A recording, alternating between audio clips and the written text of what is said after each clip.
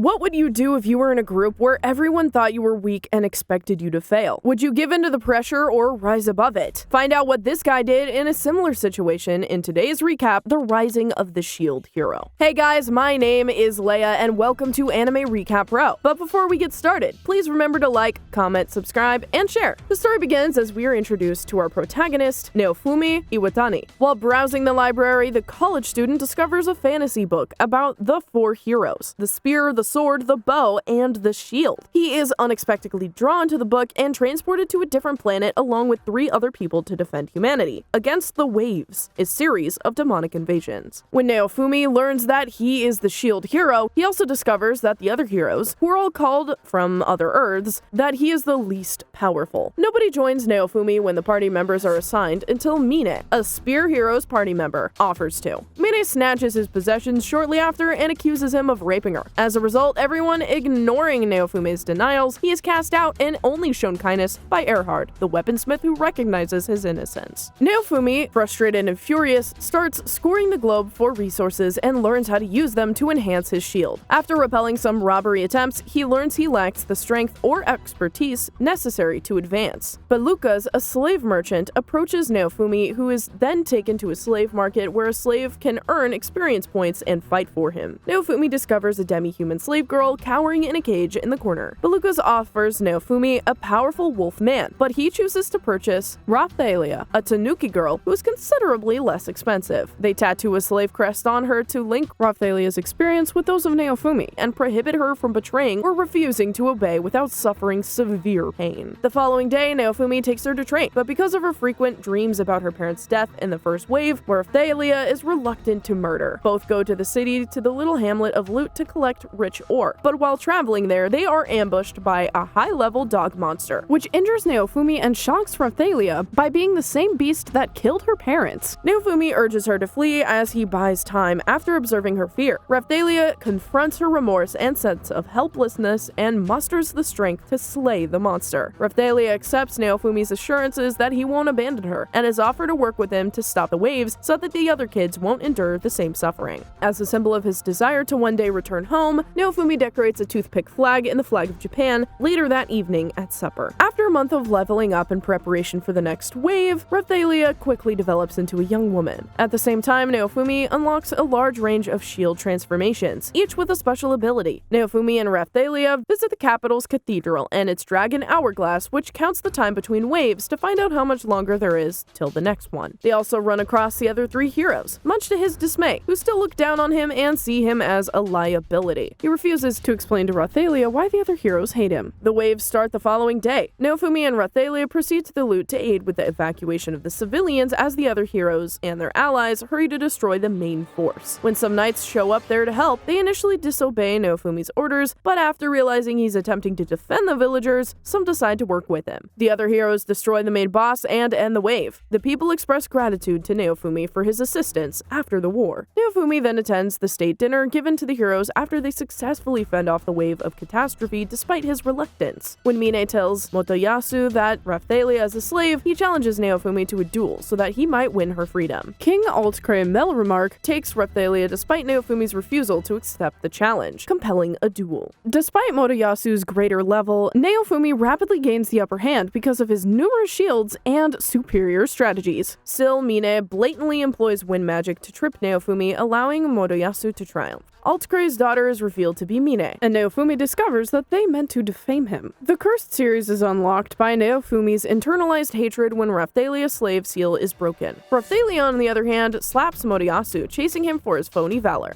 Mine's interference is also openly condemned by Ren and Itsuki, who are furious that Altcray would tolerate such obvious trickery. The Cursed series ends when Raphaelia rejoins Naofumi, having grown into a young adult and confirming her devotion to him. Queen Morelia Q. Melremark learns of a duel at the castle while on diplomatic business in another country. Raphaelia visits Beluka's tent and offers Naofumi a new slave seal as a sign of good faith, while Naofumi purchases a gacha monster egg, which eventually hatches into a Philolyle. She quickly takes on Naofumi's name, Philo, and grows up thanks to one of his talents in just a few days. Naofumi continues to feed Philo, and she changes into a giant bird after winning a race. That night, as they pause for a nap on the way back from Lute, they're shocked to see a young child with wings. Turns out Philo Philo can change into a human-like with angel wings and then back to her original bird form. Philo is then tasked with drawing courage for Naofumi's mobile merchant business. Naofumi's group goes to investigate a mystery disease ravaging a community. They learn that the disease was caused by Ren killing a dragon nearby and leaving the body to rot instead of properly disposing it. Monsters had congested around its dead body and the environment was poisoned by its decay. Naofumi's group headed towards the corpse, which came back to life as a zombie dragon. The dragon swallows Philo during their battle, supposedly killing her, which causes Naofumi to become angry and sad, activating his cursed Rage Shield. Naofumi loses composure while successfully fending off the dragon's strikes with powerful defense and passive flames. When Naofumi regains consciousness, he finds that Raphtalia was injured while attempting to awaken him. To their surprise, Philo emerges from the dragon's stomach after consuming the internal stone that gave it strength. Naofumi receives another crystal that Philo has discovered and uses, but the shield it unlocks is inaccessible to him because of his level. Naofumi laments putting his friends in danger and vows to strengthen himself and the group before learning that Raphtalia's wounds from the cursed shield can only be treated with high-grade holy water when he returns to town. Naofumi and his group then travel to the capital, searching for holy water to heal Raphtalia. They stumble upon Melty, a blue-haired girl carrying some Philo-lyles. Philo, whom Melty instantly meets, requests to travel with him to the capital. When they arrive, Naofumi and Raphtalia head to the church, while Philo and Melty go their separate ways. The clergy try to con Naofumi with their inferior holy water, but when the hero points out the problem, the Pope graciously offers Naofumi high-grade pure holy water. Melty meets Naofumi's party at Erhard's shop and informs them that she is the second princess made by her parent by Morelia due to toxic personality of her older sister, Malty. Naofumi interrupts her before she can finish expressing his mistrust of the royal family. Melty, feeling defeated, goes to talk to her father, and Naofumi is greeted by a small group of people who want to join him in the wave after he saves their hometown of Loot Village. The Shield Heroes group is not permitted to use Melromark's Dragon Hourglass because of a royal decree, even if Raphtalia and Philo are prepared for class upgrades. Level cap increases. Naofumi intends to travel to the nearby Shield Freedom for their hourglass on the recommendation of Belukas, but the wave will hit before they get there. When he comes across malnourished refugees who fled an Isuki-led revolution while scoping out the community. When Naofumi returns to subsequent wave, he runs into Ren and Itsuki, who accuse him of robbing their awards. According to Naofumi, Ren left the dead dragon's carcass behind that caused disease, and Itsuki's revolution installed a new government that was just as corrupt as the previous one. While Ren accepts him after seeing Raphtalia's injuries, Itsuki is sure that Naofumi is lying. Erhard later upgrades Naofumi's armor, and the loot party returns, bearing 150 silver. As the next wave is just 24 hours away, Naofumi accepts them and has to use the money to purchase stronger equipment. Armed with Raphtalia and Philo and the loot party under the leadership of Knight Ake, the wave begins with Ake's unit aiding citizens while Naofumi's party dispatches monsters. She shows herself to be a retired adventurer after witnessing an elderly woman who Naofumi cured while he was traveling to battle monsters with ease. After 3 hours, Naofumi becomes concerned about the advancement of other heroes and departs Ake's party with the elderly woman to safeguard the populace. When Naofumi discovers the other hero groups carelessly attacking a Dutchman, she reprimands them and makes Raphtalia reveal the hidden boss, a gigantic soul eater. Naofumi turns to his cursed shield, but the zombie dragon's soul that resides inside the shield is enraged because Ren killed it and Naofumi used it as part of his equipment. In response to the attempted takeover, Naofumi and Philo aggressively attack the soul eater. Still, Naofumi remembers his goal and regains control to deploy a new ability for the victory, Iron Maiden. Having defeated the soul eater, Naofumi returns to normal. Still, a new foe, Glass, a lady in black kimono carrying twin-bladed war fans, comes and quickly dispatches the second soul eater. It turns out that Glass is the real foe of the wave. Glass confronts Naofumi's team after handily defeating the other 3 hero parties. Raphtalia and Philo cannot land a single blow, even with the help of Naofumi's numerous shields. They then decide to create a smokescreen and run. Glass tries long-range attacks but retreats when the wave's time limit expires, leading to a standoff. When Naofumi is called back to the castle following the battle, he muses on the wave's temporal restrictions and their true meaning. Altcray wants him to reveal the source of his powers, but Naofumi tells him to kneel and plead if he wants to do so badly. Furious, Altcray tries to blackmail Philo and Raphtalia, but Naofumi warns him that if he does, things will become worse. A woman subtly alerts Naofumi about the church's plot against him as he departs. Malty tries to get her father to make amends with Naofumi, but Malty makes things worse. Erhard equips Naofumi's group with supplies and travel equipment before they head to Shield Freedom for Raphtalia and Philo's class mess-ups. On the way, Melty meets him and urges Naofumi to make amends with Altgray. Moments before one of Melty's bodyguards tries to kill her, Naofumi notices something is off and saves her. Turns out that this is another twisted plot by the royal family to tarnish Naofumi's name. Want to find out about the entire plot and how Naofumi comes on top? Stay tuned for part 2.